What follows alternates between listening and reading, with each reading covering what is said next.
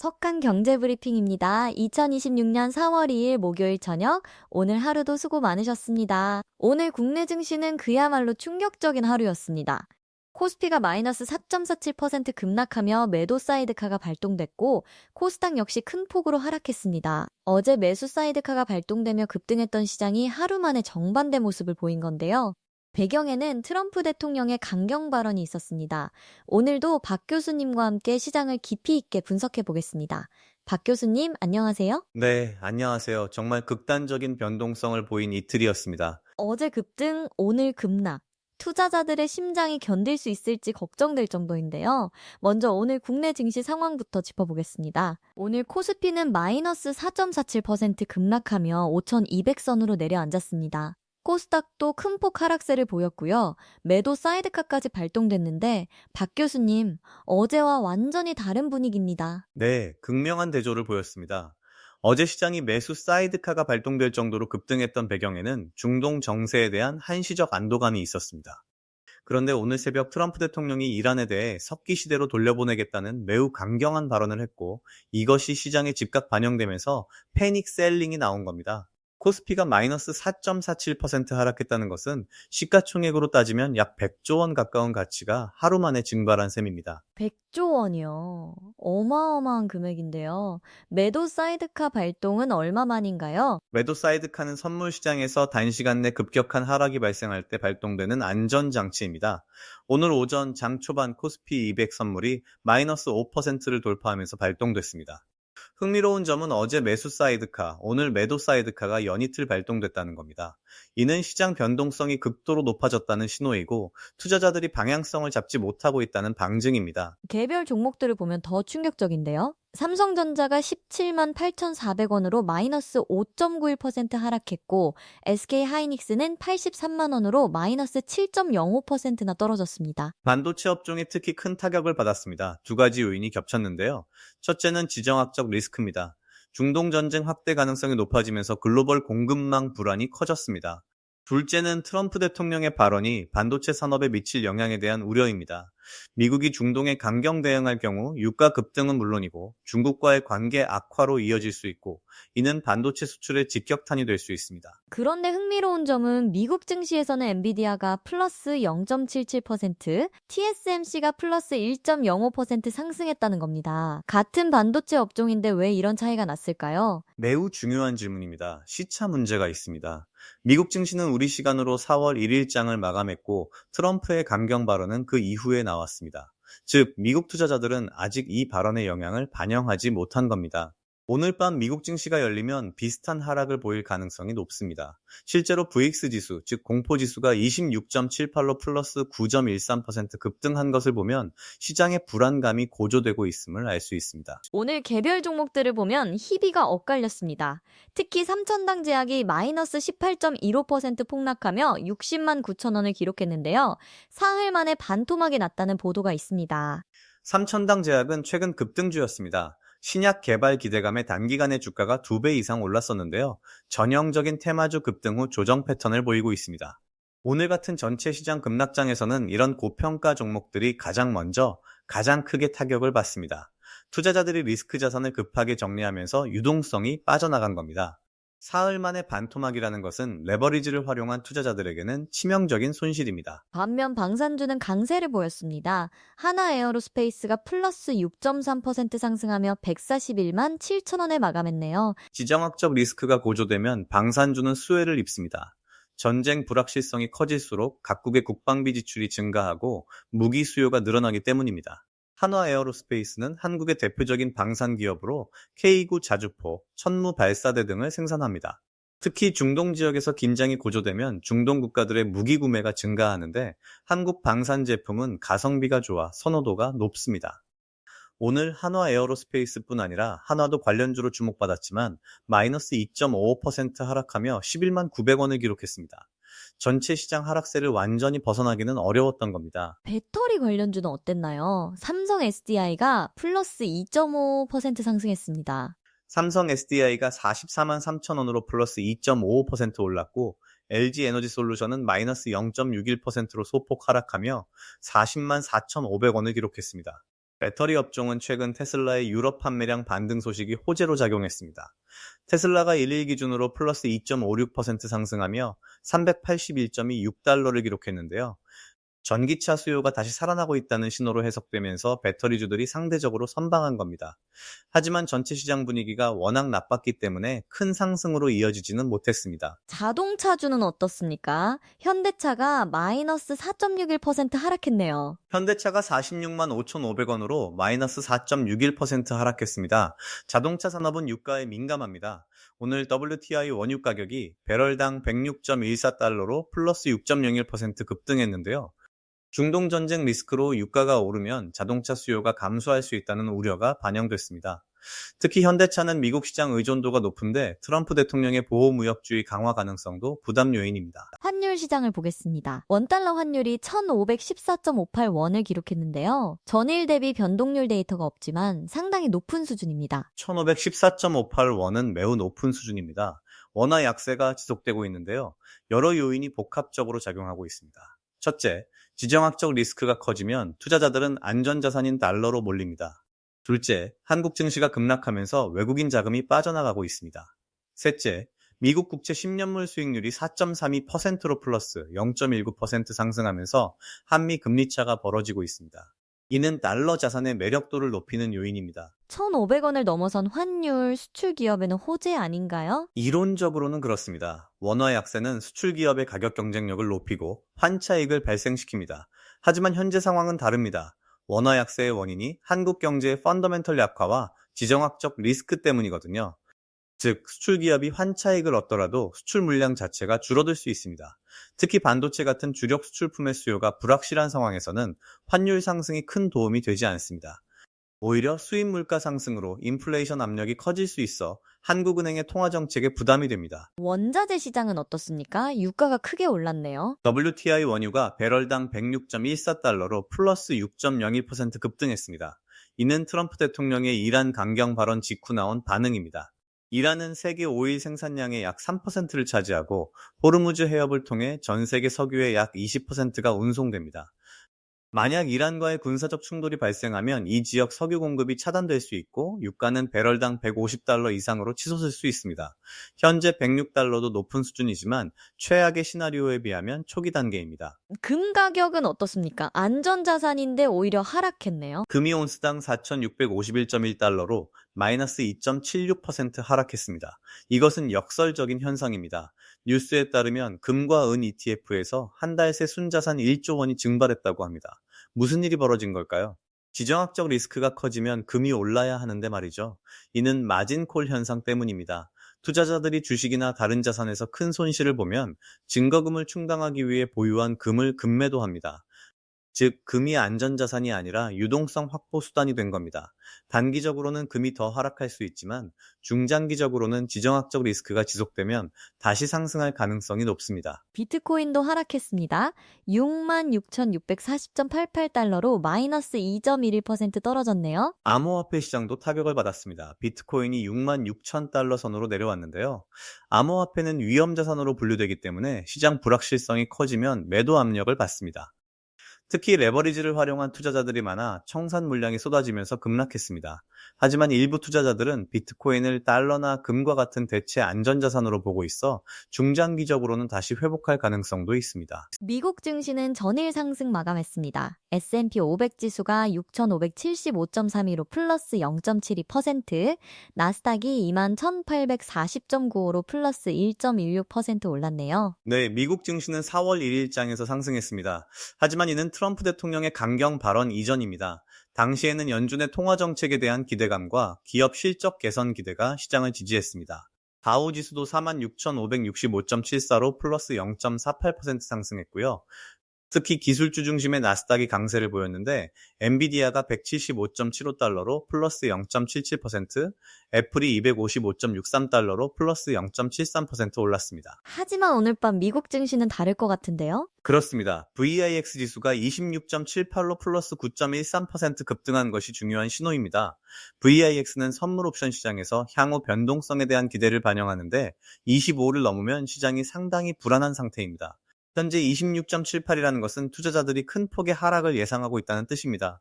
오늘 밤 미국 증시가 열리면 트럼프 발언의 영향을 본격적으로 반영하면서 하락할 가능성이 높습니다. 미국 국채 시장은 어떻습니까? 미국 10년물 국채 수익률이 4.32%로 플러스 0.19% 상승했고, 국채 가격은 110.59로 마이너스 0.35% 하락했습니다.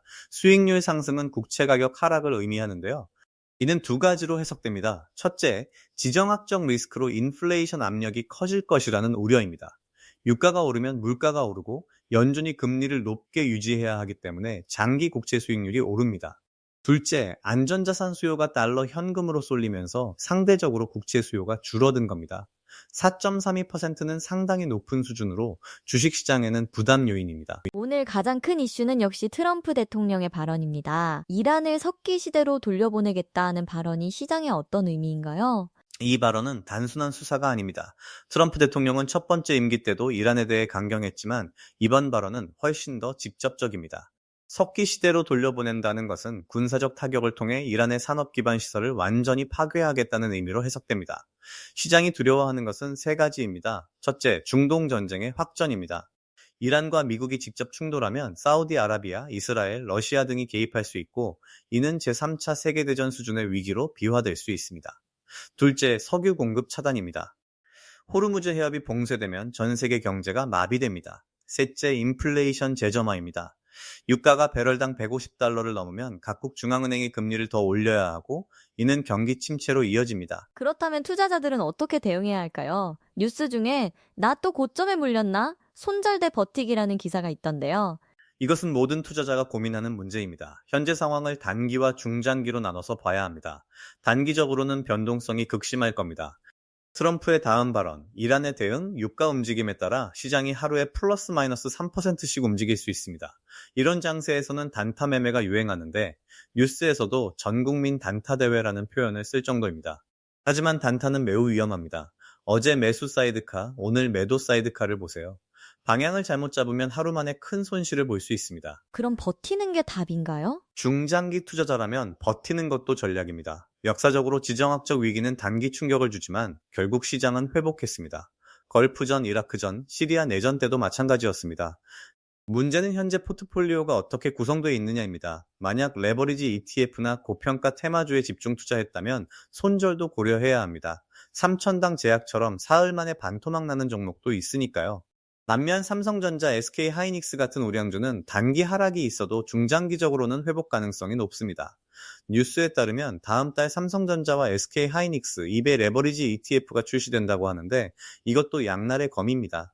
상승장에서는 2배 수익이지만 하락장에서는 2배 손실입니다. 레버리지 ETF 얘기가 나왔는데 오늘 같은 급락장에도 개미들이 레버리지 ETF에 베팅하고 있다는 뉴스가 있더군요. 네, 전쟁에도 멈추지 않은 레버리지 ETF 베팅, 개미들 결국 오른다는 기사인데요. 이것은 위험한 심리입니다. 일부 투자자들은 지금이 저점이다, 곧 반등한다고 믿고 레버리지 ETF를 매수합니다. 실제로 과거에는 이런 전략이 먹혔습니다. 코로나 팬데믹 때 폭락 이후 급반등했고, 레버리지 ETF 투자자들이 큰 수익을 냈습니다. 하지만 지금은 다릅니다. 팬데믹은 한시적 충격이었지만 지정학적 위기는 장기화될 수 있습니다. 레버리지 ETF는 하루 수익률을 추적하기 때문에 변동성이 크면 베타 슬리피지로 인해 장기 보유 시 손실이 커집니다. 예를 들어 이틀 연속 플러스 5%, 마이너스 5%가 반복되면 원금이 계속 깎입니다. 그렇다면 지금 투자할 만한 섹터가 있을까요? 방산주는 단기적으로 수혜를 볼 수 있습니다. 한화 에어로스페이스가 오늘 플러스 6.3% 올랐듯이 전쟁 리스크가 지속되면 방산 수요가 증가합니다. 하지만 이것도 타이밍이 중요합니다. 이미 많이 오른 상태에서 추격 매수하면 고점에 물릴 수 있습니다. 또 다른 섹터는 에너지입니다. 유가가 오르면 정유, 석유화학 기업이 수혜를 봅니다. 하지만 한국은 에너지 수입국이라 전체적으로는 부정적입니다. 배터리주는 중장기 관점에서 볼만합니다. 테슬라 판매량 반등은 긍정적 신호이고 전기차 전환은 거스를 수 없는 흐름입니다. 다만 단기 변동성은 감수해야 합니다. 오늘 특이한 뉴스가 있었는데요. 스테이지5가 제사 이동통신 사업을 노렸지만 FI 지분이 매물로 나왔다는 단독 보도입니다. 스테이지 5는 1781원으로 마이너스 8.48% 하락했습니다. 이 회사는 5위 기반 통신 기술을 보유하고 있어 제사 이동통신 사업자 선정에 도전했는데 재무 투자자들이 지분을 오늘 특이한 뉴스가 있었는데요. 스테이지 5가 제사 이동통신 사업을 노렸지만 FI 지분이 매물로 나왔다는 단독 보도입니다. 스테이지 5는 1781원으로 마이너스 8.48% 하락했습니다. 이 회사는 5위 기반 통신 기술을 보유하고 있어 제사 이동통신 사업자 선정에 도전했는데 재무 투자자들이 지분을 매각하려 한다는 것은 사업 전망에 대한 신뢰가 약화됐다는 신호입니다. 제사 이동통신 사업은 막대한 자본이 필요한데 투자자들이 빠져나가면 사업 추진이 어려워집니다. 통신업은 규제 산업이고 진입 장벽이 높아서 자금력이 뒷받침되지 않으면 성공하기 힘듭니다. 반도체 관련해서는 미국에서 메모리 ETF가 첫 선을 보인다는 소식도 있네요. 매우 흥미로운 소식입니다. 미국에서 메모리 반도체 전문 ETF가 출시되는데 포트폴리오의 절반을 삼성전자와 SK하이닉스가 차지한다고 합니다. 이것은 글로벌 메모리 시장에서 한국 기업의 위상을 보여주는 겁니다. 삼성전자와 SK하이닉스는 디램과 낸드 시장에서 압도적 점유율을 가지고 있습니다.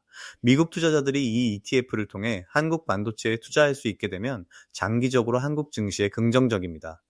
다만 단기적으로는 오늘 같은 급락장에서 외국인 매도 압력으로 작용할 수도 있습니다. 국내에서도 다음 달에 삼성전자와 SK하이닉스 2배 레버리지 ETF가 출시된다고요? 네, 개인 투자자들의 수요가 많아서 증권사들이 상품을 준비 중입니다. 뉴스에 따르면 불개미들 두근두근 다음 달 3전 닉스 2배 ETF 풀린다고 하는데요. 이것은 양날의 검입니다. 반도체 업황이 회복되고 주가가 상승하면 2배 수익을 낼 수 있지만 오늘처럼 마이너스 5% 이상 떨어지면 마이너스 10% 이상 손실을 봅니다. 특히 변동성이 큰 장세에서는 매우 위험합니다. 투자하려면 반드시 손절 라인을 정해두고 전체 자산의 일부만 투자해야 합니다. 오늘 여러 뉴스를 보면 투자자들의 심리가 극과 극을 달리는 것 같습니다. 강남집 파라 ETF로 60대 슈퍼리치들 문의 쇄도라는 기사도 있던데요. 이것은 자산 재배치 현상입니다. 부동산 시장이 정체되면서 일부 고액 자산가들이 부동산을 정리하고 주식이나 ETF로 갈아타고 있습니다. 특히 60대 이상은 은퇴 후 안정적 현금 흐름이 필요한데 배당 ETF나 채권 ETF가 대안이 됩니다. 문제는 타이밍입니다. 지금처럼 변동성이 큰 시기에 목돈을 한꺼번에 투자하면 위험합니다. 분할 매수나 달러 코스트, 에버리징 전략을 써야 합니다. 또한 슈퍼리치들은 자산 보전이 중요하므로 고위험 레버리지 상품보다는 우량 자산에 분산 투자해야 합니다. 블랙록 같은 글로벌 자산운용사들의 움직임도 주목할 만한데요. 뉴스에 블랙록이 선택한 이 주식, 급락장에서도 꿋꿋이라는 기사가 있었습니다. 블랙록은 세계 최대 자산운용사로 운용 자산이 10조 달러가 넘습니다. 이들이 어떤 주식을 사고 파는지는 시장의 방향을 알려주는 중요한 신호입니다. 일반적으로 블랙록은 장기 가치 투자를 하므로 단기 변동성에 흔들리지 않고 펀더멘털이 좋은 기업에 투자합니다. 급락장에서도 꿋꿋한 종목이 있다면 그것은 블랙록 같은 기관들이 지지하고 있기 때문일 가능성이 높습니다. 개인 투자자들은 이런 기관의 포트폴리오를 참고할 수 있습니다. 다만 맹목적으로 따라하기보다는 왜 그 종목을 선택했는지 이해하는 것이 중요합니다. 주주총회 시즌이 끝났다는 소식도 있는데요. 네, 뉴스에 따르면 주총 시즌 끝 행동주의 펀드 공세에도 주주 제한 관철 제한적이라고 합니다. 행동주의 펀드는 기업 지배구조 개선이나 주주 환원 확대를 요구하는데 올해는 성과가 제한적이었습니다. 한국 기업들의 지배구조가 여전히 경영진과 대주주 중심이기 때문입니다. 하지만 장기적으로는 변화가 불가피합니다. 글로벌 투자자들은 ESG와 지배구조를 중시하므로 이를 개선하지 않는 기업은 외면받을 겁니다. 투자자 입장에서는 주주 친화적인 기업을 선택하는 것이 중요합니다. 암호화폐 시장도 짚어보겠습니다. 비트코인이 66,640.88달러로 마이너스 2.11% 하락했는데요.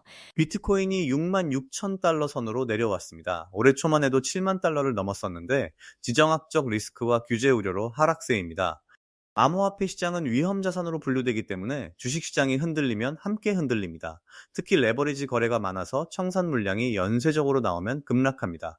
오늘도 그런 패턴이었습니다. 하지만 일부에서는 비트코인을 디지털 골드로 보는 시각도 있지 않나요? 맞습니다. 비트코인 지지자들은 이것을 금처럼 가치 저장 수단으로 봅니다.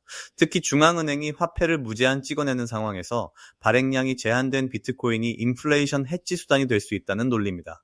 실제로 일부 국가에서는 비트코인을 법정화폐로 인정하기도 했습니다. 하지만 변동성이 너무 커서 안정적인 가치 저장 수단으로 보기는 어렵습니다. 금은 수천 년간 가치를 인정받았지만 비트코인은 15년밖에 안 됐습니다.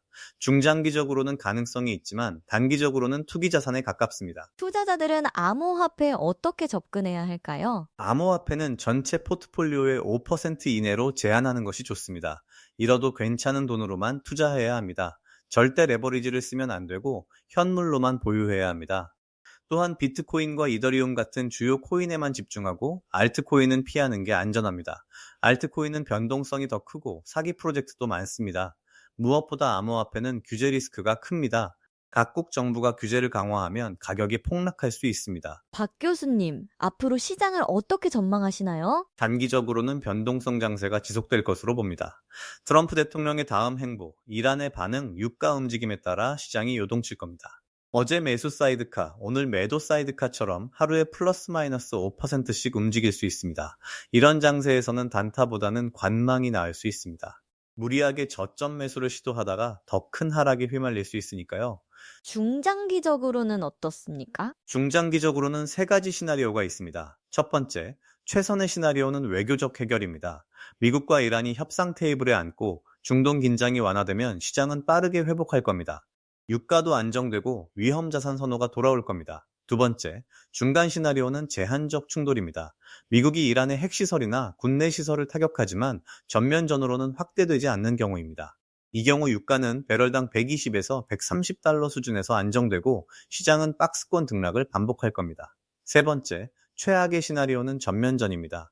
이란이 호르무즈 해협을 봉쇄하고 주변국들이 개입하면 유가는 150달러를 넘고 글로벌 경기 침체가 올 수 있습니다. 이 경우 주식시장은 추가로 20에서 30% 하락할 수 있습니다. 투자자들은 어떤 전략을 취해야 할까요? 현금 비중을 높이는 것이 우선입니다. 전체 자산의 30에서 50%는 현금으로 보유하면서 기회를 기다려야 합니다. 급락 시 우량주를 저가에 매수할 수 있는 여력을 남겨두는 겁니다. 두 번째, 분산 투자입니다. 특정 섹터나 종목에 집중하지 말고 반도체, 배터리, 바이오, 방산 등 여러 섹터에 나눠 투자해야 합니다. 세 번째, 손절 원칙을 지켜야 합니다. 매수가 대비 마이너스 10% 또는 마이너스 15% 하락하면 무조건 손절하는 규칙을 정하고 지켜야 합니다. 네 번째, 레버리지를 피해야 합니다. 지금 같은 변동성 장세에서 레버리지는 자살 행위입니다. 섹터별로는 어떤 전략이 필요할까요? 반도체는 중장기 유망 섹터지만 단기적으로는 조정이 더 있을 수 있습니다. 삼성전자가 17만 원대, SK하이닉스가 80만 원대까지 내려왔는데 15만 원대와 70만 원대까지 추가 하락 가능성도 배제할 수 없습니다. 분할 매수 전략을 쓰되 한꺼번에 투자하지 마세요. 배터리는 테슬라 판매 반등이 긍정적이므로 삼성 SDI, LG 에너지 솔루션을 관심 종목으로 봐둘 만합니다. 방산주는 이미 많이 올랐으므로 신중해야 합니다. 추경 매수보다는 조정 시 매수 기회를 노려야 합니다. 바이오는 개별 기업의 임상 결과에 따라 움직이므로 펀더멘털 분석이 필수입니다. 삼천당 제약처럼 테마주는 피하는 게 안전합니다. 해외 투자는 어떻습니까? 미국 증시도 단기 조정이 예상되지만 중장기적으로는 여전히 유망합니다. 특히 빅테크 기업들은 실적이 탄탄하므로 조정 시 매수 기회가 될 수 있습니다. 엔비디아, 애플, 마이크로소프트, 구글 같은 기업들은 AI 혁명의 수혜를 받을 겁니다. 다만 환율을 고려해야 합니다. 원달러 환율이 1,500원을 넘었으므로 환차손 리스크가 있습니다. 달러 자산과 원화 자산을 적절히 배분하는 것이 중요합니다. 신흥국 투자는 지금은 피하는 게 좋습니다. 지정학적 리스크가 클 때는 신흥국에서 자금이 빠져나가기 때문입니다. 앞으로 주목해야 할 일정이 있을까요? 이번 주와 다음 주가 매우 중요합니다. 첫째, 미국의 대이란 정책 발표입니다. 트럼프 행정부가 구체적인 행동에 나설지 아니면 말로만 압박할지가 관건입니다. 둘째, 이란의 반응입니다.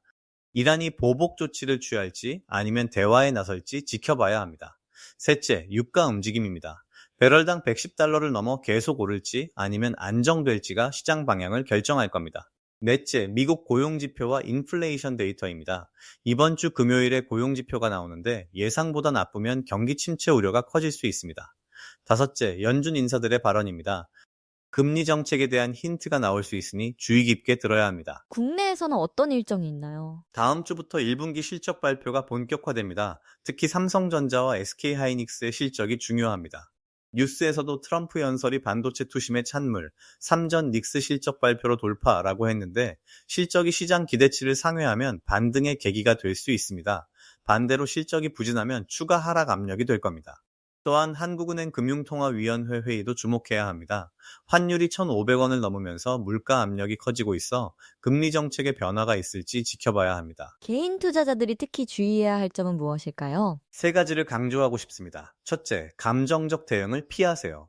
시장이 급락하면 공포에 휩싸여 손절하고 급등하면 욕심에 추격 매수하는데 이것이 가장 위험합니다. 냉정하게 자신의 투자 원칙을 지켜야 합니다. 둘째, 뉴스에 흔들리지 마세요. 매일 쏟아지는 뉴스 중 대부분은 단기 노이즈입니다. 장기 트렌드에 집중해야 합니다. 셋째, 비투를 절대 하지 마세요. 신용이나 대출로 투자하면 마진콜이나 강제 청산으로 회복 불가능한 손실을 볼 수 있습니다. 여유 자금으로만 투자해야 합니다. 오늘 석간 경제 브리핑에서는 트럼프 대통령의 강경 발언으로 촉발된 코스피 마이너스 4.47% 급락 사태를 중심으로 시장을 분석해 봤습니다. 어제 매수 사이드카, 오늘 매도 사이드카라는 극단적 변동성 속에서 투자자들의 혼란이 큰 상황인데요. 박 교수님, 마지막으로 투자자들에게 한 말씀 부탁드립니다. 지금은 인내와 냉정함이 필요한 시기입니다. 역사적으로 위기는 항상 있었고 시장은 결국 회복했습니다. 하지만 그 과정에서 원칙을 지키지 못한 투자자들은 큰 손실을 봤습니다. 변동성이 클수록 기본에 충실해야 합니다. 분산 투자, 손절 원칙, 현금 보유, 레버리지 금지, 이 네 가지만 지켜도 살아남을 수 있습니다. 그리고 위기는 기회이기도 합니다.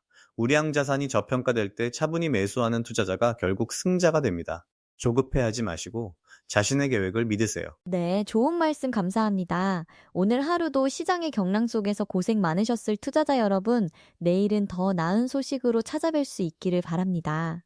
변동성이 큰 시기일수록 원칙을 지키는 것이 가장 중요하다는 점 꼭 기억해 주시기 바랍니다. 지금까지 석간 경제 브리핑이었습니다. 편안한 저녁 시간 되시고 내일 더 좋은 하루 맞이하시기 바랍니다. 감사합니다.